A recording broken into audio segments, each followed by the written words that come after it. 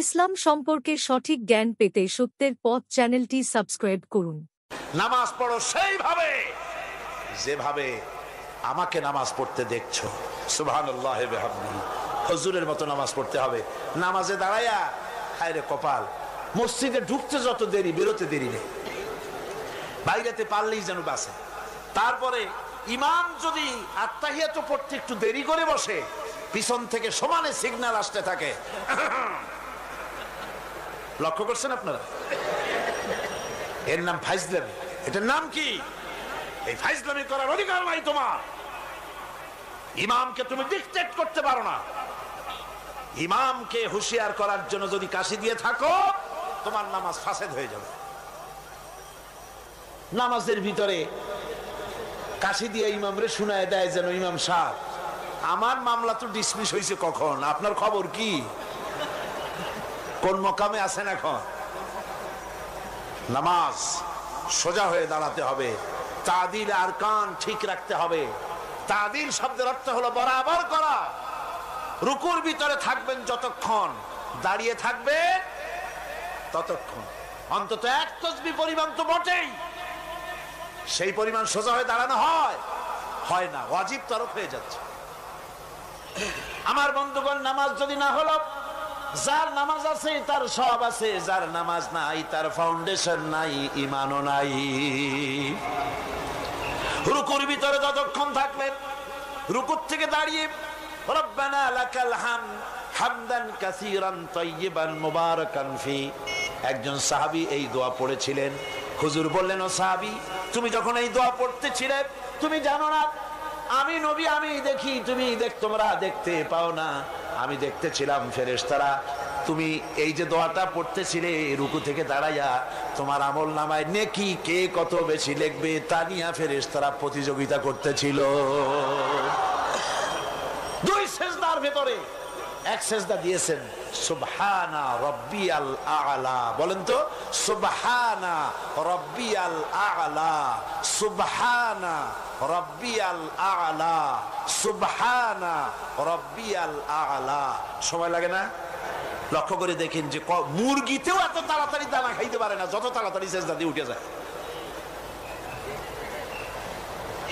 একটা সেজদায় যত সময় লাগলো, দুই সেজদার মাঝখানে ততখানি সময় দিবেন।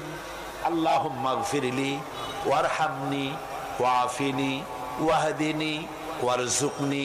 হুজুর এই দোয়াগুলি করতেন, আরে কি সুন্দর দোয়া। আল্লাহ আমারে মাফ করে দাও, আমারে সুস্থ করো, আমার উপরে রহম করো, আমাকে তুমি রিজিক দান করো। সুবহানাল্লাহ। আবার নামাজের মধ্যে দোয়া কবুল হয় বেশি। সাহাবী জিজ্ঞেস করেছেন, ইয়া রাসূলুল্লাহ, বান্দা কখন আল্লাহর বেশি নিকটে হয়ে যায়? নবী বলেছেন, বান্দা যখন সিজদা দেয়, আল্লাহর বান্দার ভিতরে কোনো হিজাব আর থাকে না। রাসূলুল্লাহ বলেছেন, সিজদা যখন দিবে নামাজের মধ্যে, তখন মনে করবে যেন আল্লাহ রাব্বুল আলামিনের কদম মোবারকের উপরে কপালটা রেখে দিছো। এরকম নামাজ পড়ে। সালাম ফিরালে পরে, ইমামের সাথে সাথে নয়, ইমামের সালাম হয়ে যাবে তারপরে সালাম ফিরা। এরপরে ইমামের সালাম ফিরানো হয়ে গেল, তারপরে পড়েন আল্লাহু আকবার। কি বলবেন? এরপরে তিনবার পড়বেন আস্তাগফিরুল্লাহ আস্তাগফিরুল্লাহ আস্তাগফিরুল্লাহ। দোয়াগুলি সঠিকভাবে পড়তে হবে। তাওহীদের চতুর্থ নম্বরের দাবি হলো নামাজকে সঠিকভাবে আদায় করতে হবে। আমার ভাইরা, নামাজ ছেড়ে দিলে হবে না। আজকের এই মাহফিলের ভিতরে যত তরুণ এসেছেন, যুবক এসেছেন, শিক্ষক এসেছেন, মা বোনেরা এসেছেন, পেশাজীবী ডাক্তার এসেছেন, কৃষিজীবী এসেছেন, সব মানুষের কাছে আমি যদি একটা দাবি করি, আপনারা আমার এই দাবিটা মানবেন কিনা? মানবেন? আমার দাবি আপনাদের কাছে, তাওহীদের দাবি আপনাদের কাছে এই, আসুন ওয়াদা করি, যতক্ষণ এত বড় ফরজ যে নামাজ না পড়লে জাহান্নামে যেতে হবে, নামাজ না পড়লে ঈমান থাকবে না, মুসলমান বলে দাবি করার কোনো হক নাই, এই যখন অবস্থা, এই নামাজ যতদিন না আজরাইল আমাদের শিয়রে না আসতেছে ততদিন পর্যন্ত নামাজ ছেড়ে দেব না। এই ওয়াদা কি করতে পারেন? হাত উঁচু করে দেখান, হাত উঁচু করে দেখান। আলহামদুলিল্লাহ, হাত উঁচু করে রাখেন, আল্লাহ দেখুক। হাত উঁচু করে রাখেন, আল্লাহ দেখুক। আলহামদুলিল্লাহ। হাত নামান, হাত নামান। আল্লাহ পাক কবুল করুন। জোরে কোন আমিন, আরো জোরে বলেন আমিন। আজকের এশা থেকে শুরু হবে। আজকে অনেকের বলি, ভাই নামাজ পড়ো না কেন? নামাজটা পড়ো। হুজুর দোয়া করেন, চেষ্টা করতেছি। তুমি হুজুর গো কি পাগল পাইছো নাকি? তুমি নামাজ পড়বা, তাতে দোয়া লাগবে কেন? তুমি তো একথা কখনো বলো না, হুজুর দুপুরে ভাত খাবো, একটু দোয়া করুন যেন খাইতে পারি। রান্না করবা, প্লেট আছে বাড়ি, চাউল আছে, রান্না করো, প্লেটে নিয়ে জমের খাওয়া খাও। তুমি নামাজ পড়বা, কুয়ায় পানি আছে, টিউবওয়েলে পানি আছে, মসজিদে আছে, যাই নামাজ পড়ো। দোয়ার দরকারটা কি? ইচ্ছার দরকার, চেষ্টার দরকার। সুতরাং সব অজুহাত ছেড়ে দিতে হবে। আগে নামাজ। আর্মি হন, বিডিআর হন, পুলিশ হন, ডিসি হন, এসপি হন, মন্ত্রী হন, প্রেসিডেন্ট হন, যেই হন, আকাশ আর জমিনের মালিকের সামনে নাক আর কপাল দিয়া ঘষে প্রমাণ করুন আপনি আল্লাহর গোলাম। কার গোলাম? আর নামাজের চাইতে থামো, স্লোগান লাগবে না। নামাজের চাইতে গোলামির উৎকৃষ্ট নমুনা আর কিচ্ছু নাই। কথা বুঝছেন? গোলামি করার জন্য নামাজের চাইতে উৎকৃষ্ট নমুনা আর কিচ্ছু নাই। যখন কানে হাত দিয়া, কানের কাছে হাত দিয়া হাতটা বাঁধলেন, এই তো আসামি হয়ে গেলেন, গোলাম হয়ে গেলেন। কার গোলাম? অবশ্যই পৃথিবীর কোন প্রেসিডেন্টের গোলাম নই, কোন মন্ত্রীর গোলাম নই, কোন পীরের গোলাম নই। গোলাম আমি আল্লাহ। সে আল্লাহর দরবারে দাঁড়ায় গেলেন, মাথাটা নিচু করে রুকুতে গেলেন, গোলামির চরম নমুনা দেখায় দিলেন। সেজদায় যখন চলে গেলেন, কত বড় গোলামি দেখায় দিলেন। আল্লাহ নাকটারে কপালটারে ঘষতেছি, আমি তোমার গোলাম। ফজরের আজান হয়ে গেছে, ঘুমায় থেকো না, উযু করো, আর এরপরে মসজিদে চলে যাও। ফজরের নামাজ যদি কেউ জামাতে পড়ে, হাদিস শরীফে এসেছে, সারা রাত ধরে নামাজ পড়লে যে সওয়াব হতো, ওই সওয়াব ফজরের জামাতে আল্লাহ দিয়ে দিবে। এত সওয়াব দিয়া মসজিদে বলা হয় হাইয়া আলাস সালাহ, হাইয়া আলাল ফালাহ, এসো নামাজের দিকে, এসো কল্যাণের দিকে। সাহেব ডাকছে, তখন বসে থাকে ঠ্যাঙের উপরে ঠ্যাং ফেলাইয়া, সিগারেট বাম হাতে ধরাইয়া টান দিয়া ফু ছাড়িয়ে দিয়ে দেখে ফু যায় কদ্দুর। কি এর নামাজ, কি এর রোজা? তুমি যদি আল্লাহরে সেজদাই না দিলা, তুমি আর গরু কোনো পার্থক্য নাই। আছে পার্থক্য? আমি কি বেশি বললাম নাকি? বেশি বলি নাই, বরং গরু তোমার থেকে ভালো। গরু আল্লাহর জিকির করে, আল্লাহ স্মরণ করে সবাই। তুমি আল্লাহ স্মরণ থেকে নাফরমান হয়ে গিয়েছো। ফজরের সময় উঠি, সেজদা দিয়া প্রমাণ করো, আল্লাহ এই দিন শুরু করলাম তোমার গোলামির মাধ্যমে। কপালটা মাটিতে ঠেকায় দিয়া প্রমাণ করে দিলাম আমি তোমার গোলাম। দুপুরের সময় তুমি যেন আল্লাহর গোলামি ভুলে না যাও, এজন্য জোহরের নামাজ দুপুর বেলায় আরেকবার সেজদা দিয়া প্রমাণ করো, আল্লাহ আমি ভুলি নাই, আমি তোমার গোলাম। আসরে আরেকবার, দিন যখন শেষ হয়ে যায়, মাগরিবের সময় দিন শেষে আরেকবার স্মরণ করিয়ে দিচ্ছি নিজেকে, আল্লাহ আমি তোমার গোলামি ভুলি নাই, আমি তোমার গোলাম। মাথাটা আবার ঘষলাম। রাতে যখন বিছানায় শুয়ে যাও, ঈশার নামাজের সময় আবার মাথাটা সেজদা দাও, গোলামির নমুনা দেখায় দাও, আল্লাহ এবার শুতে যেতেছি, তোমারে সেজদা দিয়া তারপরে শুতে গেলাম। আমি সবসময় তোমার গোলাম। কার গোলাম? চিল্লা এখন, কার গোলাম? সুতরাং ছাত্র ভাইরা, মা বোনেরা, ছেলেরা, ভাইয়েরা, যুবকরা, তরুণেরা, পেশাজীবী, কৃষিজীবী, সাংবাদিক, যারা আসছে সকলের প্রতি দাবি, এই যে ওয়াদা করেছেন, হাত উঁচু করছেন, দেখছে কে? সাক্ষী কে? আজ এশা থেকে আমল করবেন। মনে করবেন আজ না, এই কাল পরশু থেকে শুরু করব। কাল পরশু আপনি বাঁচবেন, কোন পাগলে বলছে? কোন প্রমাণ আছে তার? কোন প্রমাণ আছে? নাই। সুতরাং 5 ওয়াক্ত নামাজকে সঠিকভাবে আদায় করতে হবে। এটাই হলো, এটা কি তাওহীদের 4th নম্বরের দাবি।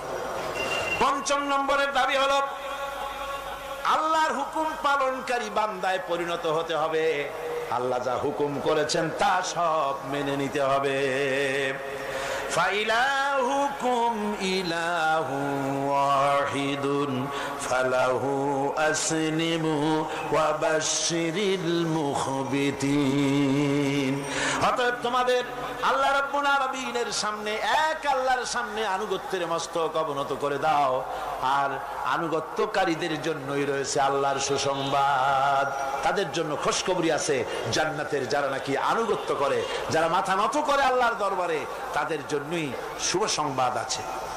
তাওহীদের ষষ্ঠ দাবি, তাওহীদের 6 নম্বরের দাবি হলো আল্লাহ কি ভয় করতে হবে। কারে ভয় করা লাগবে? ভয় করবেন কারে? ইয়া আইয়ুহাল্লাযীনা আমানুত্তাকুল্লাহা হাক্কা তুকাতিহি ওয়া লা তামুতুন্না ইল্লা ওয়া আনতুম মুসলিমুন। ইয়া আইয়ুহাল্লাযীনা আমানু, হে বিশ্বাসীরা, ভয় করো আমি আল্লাহকে। ভয় করার মতো যেমনটি ভয় করা উচিত তেমনটি ভয় করো। দিনের বেলা ভয় করবেন, রাত্রে বুঝি করবেন না নাকি? কি গান? দিনে যে আল্লাহ দেখে, রাত্রি বুঝি দেখে না? অফিসে দেখে না? সব জায়গায় দেখে, সব জায়গায় দেখে। আপনি যদি ঘুষ খান, আল্লাহ টের পায় না? কোন টের পান কিনা? এসে বলছে, স্যার এই যে চাইছিলেন টাকাটা নেন, আমার কাজটা একটু করে দিয়ে। রোজার দিন ওই টাকা কি হাতে নেওয়া যায়? আশ্চর্য কথা, আপনি তো টাকা চাইছিলেন, চাইছি তাই কি হয়েছে? রোজা রেখে ওই সব টাকা হাতে নেওয়া যায় নাকি? করবো কি? টেবিলের ড্রয়ারে থুয়ে যাবে। টেবিলের ড্রয়ারে টাকা থুইয়া তারপরে লোকটা বলতেছে, স্যার আপনি যা করলেন আমার একটা গল্প মনে পড়ে গেল, যদি কিছু মনে না করেন। কয় বলো কি গল্প? কয় যে একটা লোক খুব বেশি পাকা ফজলি আম দিয়া, দুধ দিয়া ভাত মাখাইয়া খাচ্ছিল। তারপরে ছেলেকে ডেকে বলছে, এই বল্টু চামচ নিয়ে আয়। কয় বাবা হাত দিয়ে তো ভাত খাচ্ছিলে, আবার চামচ কেন? কয় তুই তার বুঝবি কি, আমটা এত বেশি পাকা যে দুধ দিয়ে যখন মাখাইছি একেবারে আমাশা রুগীর বিষ্ঠার মতো লাগে, সেই জন্য হাত দিয়া খেতে ঘৃণা করে বলে চামচ দিয়ে খাইতে চাইছি। রোজার দিন ওই টাকা কি হাতে নেওয়া যায়? সুতরাং ড্রয়ারের মধ্যে ধুয়ে যাবে। তাহলে বোঝা গেল লোকটা আল্লাহরে ভয় করে না। রোজা রাখে ঠিক, নামাজ পড়ে ঠিক, আল্লাহরে ভয়, আল্লাহর ভয় যদি অন্তঃকরণে থাকে ঘুষ খেতে পারে না। জোরে বলেন পারে? জোরে বলেন পারে? পারে না। এই যে ঘুষ খাও, গরিব মানুষেরা ঘুষ দেয় কাজ আদায় করার জন্য, কিন্তু টাকায় বরকত হয় না। বেতন পায় 5,000 টাকা, কিন্তু বাড়িতে রঙিন টেলিভিশন, ডিশ এন্টিনা, ঠেলা কথা, পোলাও কোরমার অভাব নাই, বড় বড় পাঙ্গাস হুজুরের বাড়ি হাজির, তারপরে খাসির চর্বি, জব্বের খাওয়া খায়। বেতন 5,000, মাসে ইনকাম করে লাখখানেক টাকা, কিন্তু বরকত নাই। কিরকম বরকত নাই? ঘরে আসছে, সারাদিন খাটাখাটনি করে এসে দেখে মেয়ে একটা গড়াগড়ি করতেছে। কি হয়েছে তোর? আমার পেটে ব্যথা। আর একটা দাঁড়ায় রয়েছে, তোর হয়েছে কি? আমার জেনে ধরছে। বউ মাথা ধরে বসে আছে, তোমার কি? আমার মাথা যায় সিরিয়া বেদনার চোটে। ছেলে একটা দাঁড়ায় লাফায়, তোর কি হয়েছে? কয় আমি মরবো। এখন ওজারে টাকা দাও, বৈদ্যরে টাকা দাও, মৌলবীরে টাকা দাও, তারে পয়সা দাও, ওজা আনো, বৈদ্য আনো, ডাক্তার আনো। আনতে আনতে কামাই করছিল 1 লাখ, খরচ হয়ে গেল 1.5 লাখ। হারামে বরকত নাই। হারামে বরকত আছে? বরকত নাই। দেখেন না, কুত্তার বাচ্চা হয় কয়টা বছরে? হ্যাঁ, শ্রীরঙে কুত্তা নাই? কয়টা হয় বাচ্চা বছরে? 7টা 8টা। অর্থ আর কোন জন্ম নিয়ন্ত্রণের বালাই নাই, জন্মের হওয়া হয়। এই যে কুত্তা এত হওয়া হইল, সব কুত্তা যদি বাঁচত, আপনারা রাস্তায় হাঁটতে পারতেন? হাঁটতে পারতেন? কুত্তার জ্বালায় হাঁটতে পারতেন না। যেহেতু ওটা হারাম, জন্মের হওয়া হইলেও অত কোনো বরকত নাই। আর গরু হলো হালাল। গাভী বাছুর দেয় কয়টা? কয়টা? মাত্র 1টা বছরে। আর তারপরে মুসলমানেরা কুয়াতুল মুসলিমিন, জন্মের খাওয়া খায় এই গরু। এরপরেও গরুর অভাব আছে? যেহেতু ওটা হালাল, এতে বরকত হয়। হারাম বেতন, বেতন নয়, হারাম ভাবে ঘুষের টাকা নিয়েছেন, যে টাকা দিয়েছে সে তো টাকাটা না দিয়ে পারে নাই, করবে কি, কাজ আদায় করার জন্য দিছে, টাকাটা দেয় আর একটু কষ্টা হাসি হাসে, হাসিও না কান্দাও না, একটা বেটকি দেওয়ার মতো অফিসের সামনে দিয়া তারপরে বাড়ির দিকে যায় আর বলে, আল্লাহ এতগুলি টাকা আমার নিল, ওরে কলেরা দিয়ে ওর পুষ্টি সাফ করে দিও। এই বদদোয়া করে, এই বদদোয়া করে। তাই ঘুষখোর অফিসারদের কামাই রুজিতে বরকত নাই। কথা ঠিক কিনা কর? ঘুষ ছাড়ো, ঘুষ হারাম, পায়খানার মতো হারাম, শুয়োরের মাংসের মতো হারাম। ঘুষ হারাম, সুদ হারাম। সুতরাং আল্লাহর ভয় করো। ইমানের ৬ষ্ঠ নম্বরের দাবি, ভয় করতে হবে কাকে? আল্লাহ রাব্বুল আলামিনকে ভয় করতে হবে। ৭ম নম্বরের তাওহীদের দাবি হচ্ছে সাহায্য চাইতে হবে কেবলমাত্র আল্লাহ রাব্বুল আলামিনের কাছে। প্রত্যেক নামাজের ভিতরেই তো আমরা বলি, ইয়্যাকা না'বুদু ওয়া ইয়্যাকা নাস্তাঈন। পড়েন সবাই, ইয়্যাকা না'বুদু ওয়া ইয়্যাকা নাস্তাঈন। একমাত্র আমি তোমার গোলাম আর তোমার কাছেই সাহায্য যাচিয়া করি। নামাজের মধ্যে এই কথা কইয়া তারপরে সাহায্য চান মানুষের কাছে গিয়া, ছেলে দাও, মেয়ে দাও, স্বাস্থ্য ভালো করো, এই সমস্ত কথা গিয়া বলেন, হে সম্পূর্ণ উল্টা খাসলা শিরকের মধ্যে মুবতালা হয়ে যাচ্ছেন। চাইতে হবে আল্লাহর কাছে, গোলামিটা হবে আল্লাহর। গোলামিটা হবে কার? সেই গোলামি কোথায়? নামাজে শুধু না, শুধু নামাজে নয়, নামাজটা পড়েন যার হুকুম মতো, রোজা রাখেন যার হুকুম মতো, দোকান চালাতে হবে তার হুকুম মতো। দোকানে গিয়ে দেখা যায় দোকানদার ওজন যখন দেয়, আল্লাহ বলেছেন ওজনে কম দিও না। বান্দা এমন ভাবে দাড়ি পাল্লা ধরে, ক্রেতা মনে করে আমারে বুঝি 1 কেজির জায়গায় 1.5 কেজি দিছে। বাড়ি এনে মেপে দেখবেন 1400 টাকার বেশি না। ঠিক কিনা? মাপে কম, পরিমাণে কম। তাহলে তো গোলামি হলো না। জমিনের আইল ঠেলে জনমের ঠেলা। একদিকে নামাজ পড়ে, আল্লাহরে বলে ইয়্যাকা না'বুদু, তোমার গোলামি করি।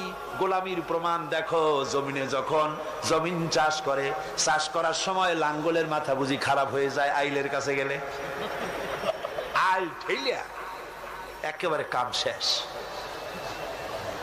আমার ছাত্র জীবনে একবার স্টিমারে যাচ্ছিলাম কোন এক জায়গায়, বিছানা রাইখা একজন লোককে বললাম, ভাই আমার বিছানাটা দেখেন, আমি উজু করে আসি। হায় হায়, উজু করে এসে দেখি আমার বিছানা এমন অবস্থা রাখছে যাতে আমার কাইতে হওয়ার উপায় নেই, এমন ভাবে চাপিয়া এতটুকু করে ভালাইছে। বললাম, হাসি মুখে বললাম, ভাই আপনার এই আচরণে প্রমাণ হলো মাত্র ৬-৭ ঘন্টার জার্নিতে বা 12 ঘন্টার জার্নিতে আপনার আমার বিছানার আইল যখন ঠিক রাখতে পারেন নাই, আপনার জমিনের কাছে যার জমিন আছে সে আইলও আপনি ঠিক রাখতে পারছেন বলে মনে হয় না।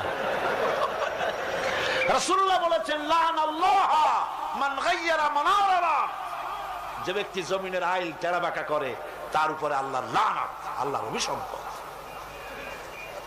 আল্লাহর কাছে বললেন, আল্লাহ ইয়্যাকা না'বুদু, তোমার গোলামি করি। এই গোলামির প্রমাণ দিতে হবে, বাজারে দিতে হবে, হাটে দিতে হবে, দোকানে দিতে হবে, অফিসে দিতে হবে, আদালতে দিতে হবে, কলে দিতে হবে, কারখানায় দিতে হবে, সেক্রেটারিয়েটে দিতে হবে, বঙ্গভবনে দিতে হবে, কলেজে দিতে হবে, বিশ্ববিদ্যালয়ে দিতে হবে, রান্নাঘর থেকে শুরু করে বঙ্গভবন পর্যন্ত সব জায়গায় গোলামি হবে কার? চিল্লায় বলেন, কার গোলামি? আল্লাহর গোলামি। এরপরে 9 নম্বরে তাওহীদের দাবি, সেটা হচ্ছে এই আনুগত্য, আল্লাহর আইনের আনুগত্য করা লাগবে। আমার বন্ধুগণ, আনুগত্য করতে হবে কার বলেন? আল্লাহ পাকের আনুগত্য করতে হবে আর হেদায়েত চাইতে হবে। 8 নম্বর, 7 নম্বর বলেছিলাম আমি সাহায্য, 8 নম্বরে হলো হেদায়েত। হেদায়েত চাইতে হবে কার কাছে? কার কাছে? আল্লাহ শিখাই দিচ্ছেন। প্রত্যেক নামাজের ভিতরে আমরা বলি, ইহদিনাস সিরাতাল মুস্তাকিম। পড়েন সবাই, ইহদিনাস সিরাতাল মুস্তাকিম। হায় আল্লাহ, হেদায়েতের একটা রাস্তা চাই, কিচ্ছু চাই না। ভিক্ষার মতো নামাজের মধ্যে বলতেছি, আল্লাহ কিচ্ছু চাই না, একটা সরল রাস্তা চাই, সোজা রাস্তা চাই। কিরকম রাস্তা? সিরাতাল্লাযীনা আন'আমতা আলাইহিম গায়রিল মাগদুবি আলাইহিম ওয়ালাদ-দাল্লিন। এমন রাস্তা চাই যেই রাস্তায় চললে নিয়ামত পাওয়া যায়। অভিশপ্তদের রাস্তা, পথভ্রষ্টদের রাস্তা চাই না। নিয়ামত প্রাপ্ত হচ্ছে নবীন, সিদ্দিকিন, শুহাদা, সালিহিন, ওই রাস্তা চাই। হেদায়েতের রাস্তা চাইতে হবে আল্লাহর কাছে। নামাজের ভিতরে আমরা যে হেদায়েতের রাস্তা চাইলাম আল্লাহর কাছে, আল্লাহ রাব্বুল আলামিন এই আমাদের এই চাওয়ার জবাবে আল্লাহ পাক বলেন, আমার কাছে রাস্তা চেয়েছো, এরই জবাবে 30 পারা কোরআন শরীফ দিলাম, এটাই হেদায়েতের পথ। আর জবাব দিলেন আল্লাহ সূরা ফাতিহার জবাব সূরা ইয়াসিনের মধ্যে আল্লাহ দিয়ে দিয়েছেন। সূরা ফাতিহায় আমরা বললাম ইহদিনাস সিরাতাল মুস্তাকিম, আয় আল্লাহ সোজা রাস্তাটা দেখাও। সূরা ইয়াসিনে গিয়ে আল্লাহ জবাব দিয়ে দিলেন, ও বান্দা তুমি আমার কাছে সোজা রাস্তা চেয়েছো, শোনো, ওয়া আনি'বুদুনি হাযা সিরাতুম মুস্তাকিম, আমার গোলামি কর, আমার দাসত্ব কর। হাযা সিরাতুম মুস্তাকিম, এটাই হলো সহজ সরল রয়্যাল রোড, যার শুরু হলো দুনিয়া থেকে, শেষ হলো জান্নাতুল ফেরদাউসে গিয়া। জোরে বলেন সুবহানাল্লাহ। সুতরাং হেদায়েত চাইতে হবে কার কাছে? আল্লাহর কাছে। আল্লাহর কাছে হেদায়েত চাইলাম, আল্লাহ কোরআন দিলেন আর নবী দিয়া দিলেন। নবীর কাছ থেকে হেদায়েতের নমুনাটা নিতে হবে। একজন বদবী, একজন গ্রাম্য লোক রাসূলের কাছে এসে প্রশ্ন করেছিলেন, হুজুর আমি গ্রাম্য মানুষ, সব সময় আপনার খেদমতে আসতে পারি না, আমি গরিব মানুষ, হুজুর আমাকে আপনি বলে দেন তাওহীদ কারে বলে, রিসালাত কারে বলে, আখিরাত কারে বলে, ঈমান কারে বলে। হুজুর সব তারে ব্যাখ্যা করে শোনায় দিলেন। লোকটা যাওয়ার সময় বললেন, ইয়া রাসূলুল্লাহ, আল্লাহর নামে কসম করে বলি, ঈমান, রিসালাত, আখিরাত, ইহসান, তাওহীদ ইত্যাদির যে ব্যাখ্যা আপনি দান করলেন, এর থেকে আমি এক চুলও বাড়াবো না, এক চুলও আমি কমাবো না। এই বলে লোকটা যখন বিদায় হতে লাগলো, আল্লাহর নবী উপস্থিত সাহাবীদের বললেন, সাহাবীরা, এই দুনিয়ায় বেঁচে থাকা অবস্থায় যদি কোনো বেহেশতি মানুষ দেখে চোখ শীতল করতে চাও, তাহলে এই বান্দার দিকে তাকায় দেখো, সে আল্লাহর জান্নাতি। কারণ সে বলেছে, রাসূল ইসলামের যে ব্যাখ্যা আপনি দিয়েছেন, এর থেকে এক চুল বাড়াবো না, এক চুল কমাবো না। এর নাম ঈমান। এর নাম কি? সিল্লাকনের নাম কি? আজ মুসলমানের কপাল পুড়ছে। কেন মুসলমানদের কপাল পুড়েছে? রাসূলুল্লাহর কাছে থেকে ঈমান, ইসলাম, তাওহীদের ব্যাখ্যা নিতে চায় না। খাজা বাবাই কি কয়, হুজুর কেবলা কি কয়, কোন দেশ থেকে কোন হুজুর কেবলা আসলো, তিনি কি ব্যাখ্যা দিলেন, সেই ব্যাখ্যা অনুযায়ী যায়। ওই ব্যাখ্যা কোরআনে বা হাদিসে আছে কিনা একটু যাচাই পর্যন্ত করে না। জোরে কর নাউযুবিল্লাহ। হ্যাঁ, কোন পীর সাহেব যদি বলেন এভাবে পাগড়ি বাঁধো, আমি যদি দেখি হাদিসে ওরকম পাগড়ি বেঁধেছেন রাসূল, অবশ্যই পীর সাহেবের কথা মানবো। কিন্তু পীর সাহেব যদি এমন পাগড়ি বাঁধার কথা বলেন যেরকম হুজুর বাঁধেন নাই, সাহাবীরা বাঁধেন নাই, সে পীর যেখান থেকে আসুক না কেন, সে পীরের কথা মানি না। বলেন ঠিক কিনা? জোরে বলেন ঠিক কিনা? পীর সাহেব আমারে জিকির শিখান, আমি যদি দেখি আমার রাসূলুল্লাহ ওই রকম জিকির করেছেন, নবীর সাহাবীরা ওই রকম জিকির করেছেন, পীর সাহেবের কথা মাথা পেতে মেনে নেব, যেহেতু তিনি আমার রাসূলের কথা বলেছেন, আমার রাসূলের সাহাবীদের মতো বলেছেন। আর যদি দেখি পীর সাহেব এমন জিকির শিখান, এমন ওজিফা শিখান, যেই জিকির, যেই ওজিফা আল্লাহর রাসূল করেন নাই, সাহাবীরা করেন নাই, আল্লাহর কসম ওই পীরের ওজিফা মানি না। ঠিক কিনা কর? এর নাম হলো ঈমান। এর নাম কি? ঈমান। রাসূলুল্লাহ চাইতে ইসলামের নতুন করে ব্যাখ্যা মানি না। রাসূল যেটা দিয়েছেন এটাই আসল পথ, এটাই আসল পথ, জান্নাতে যাওয়ার পথ, আর কোন পথ না। বন্ধুগণ, 9 নম্বরে তাওহীদের 9 নম্বরের দাবি হলো আল্লাহর আইনের আনুগত্য করতে হবে। কার আইনের আনুগত্য? আল্লাহ পাক বলেন, ইত্তাবিউ মা উনজিলা ইলাইকুম মির রাব্বিকুম ওয়ালা তাত্তাবিউ মিন দুনিহি আউলিয়া। একমাত্র আমি যে আমার নাজিলকৃত তোমার রবের পক্ষ থেকে যে কিতাব নাজিল হয়েছে সেই কিতাবের অনুসরণ করো। ওয়ালা তাত্তাবিউ মিন দুনিহি আউলিয়া, আর তিনি ছাড়া অন্যরা যা কিছু দিয়েছে তার অনুসরণ করো না, মেনো না। আল্লাহর কিতাব এই কোরআনে যা আছে এটাই মানো, এই কোরআনের বাইরে যা আছে সেটাকে আইন হিসাবে মেনো না। এটা আইনের কিতাব। এটা কিসের কিতাব? যারা বলেন কিসের কিতাব? আইনের কিতাব। সব কথা আল্লাহ কোরআনের মধ্যে বলে দিয়েছেন, আছে না সব? আপনার কি চাই বলে যেটা কোরআনে নাই? কোনটা বলবো? এই কোরআনের ভিতরে দর্শন আছে, ফিলসফি আছে, বোটানি আছে, জুলজি আছে, পলিটিক্যাল সায়েন্স আছে, মেডিকেল সায়েন্স আছে। এর ভিতরে আপনার খতত্ব আছে, ভূতত্ব আছে, নৃতত্ব আছে, এর মধ্যে সব আছে। মেয়ে লোকের কথা আছে, প্রতিবেশীর কথা আছে, মা বাপের কথা আছে, শ্রমিকের কথা আছে, সাদা কালা মানুষের কথা আছে। এক কথায় মানুষের জীবনে যা দরকার সব কোরআনে আছে। জোরে কোন সুবহানাল্লাহ। আছে কিনা? পিঁপড়া থেকে শুরু করে হাতি পর্যন্ত সব আছে। পিঁপড়ার নামে সূরা একটা আছে না? নাম কি? নাম। আর হাতির নামও সূরা আছে, নাম কি? ফিল। বরং পিঁপড়ার সূরাটাই বড়। আবার লোহার নামে সূরা আছে, মাকড়সার নামে সূরা আছে, মধুমক্ষিকার নামে সূরা আছে।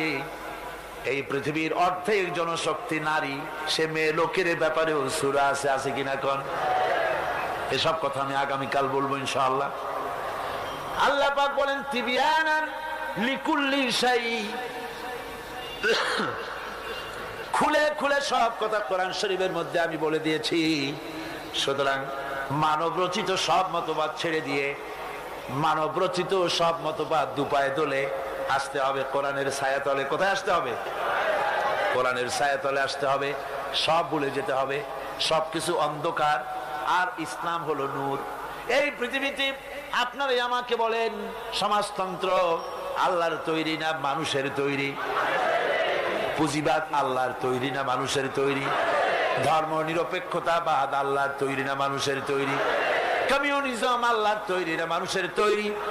জাতীয়তাবাদ আল্লাহর তৈরি না মানুষের তৈরি? আর ইসলাম কার তৈরি বলেন? এ কোরআন কার তৈরি বলেন? এই কোরআন শরীফের ভিতরে আল্লাহ রাব্বুল আলামিন গ্যারান্টি দিতেছেন, ফামান তাবিআ হুদায়া ফালা খাউফুন আলাইহিম ওয়ালা হুম ইয়াহজানুন। এই কোরআন যারা মেনে চলবে তাদের জন্য কোনো ভয় নাই, তাদের জন্য কোনো চিন্তা নাই। লা খাউফুন আলাইহিম, ভয় নাই, চিন্তা নাই। কিসের ভয় নাই, কিসের চিন্তা নাই? কোরআনের আইন যে দেশ মানবে, কোরআনের আইন যে দেশ, যে রাষ্ট্র, যেই জনগণ মানবে, তাদের জন্য খাওয়া পড়া, শিক্ষা, চিকিৎসা, বাসস্থানের চিন্তা থাকবে না। আর হত্যা, দর্শন, হাইজাক, লুট ইত্যাদির কোনো ভয়ও থাকবে না। দুনিয়ায় শান্তি পাবে। কিয়ামতের দিন জাহান্নাম থেকে আল্লাহ মুক্তি দিয়া দিবেন। জোরে বলেন সুবহানাল্লাহ। সুতরাং এই কোরআনের দিকে আসতে হবে, কোরআনের দিকে আমাদেরকে এগিয়ে আসতে হবে। আল্লাহর গ্যারান্টি, খাওয়া পড়া, শিক্ষা, চিকিৎসা, বাসস্থানের গ্যারান্টি কে দিয়েছে? কোরআন দিয়েছে। কে দিয়েছে? কোরআন দিয়েছে। কোরআনের কথা বিশ্বাস হইল না, বিশ্বাস হইল কার কথা? নির্বাচনের সময় সলিমুদ্দিন এসে মঞ্চে দাঁড়ায় গেছে।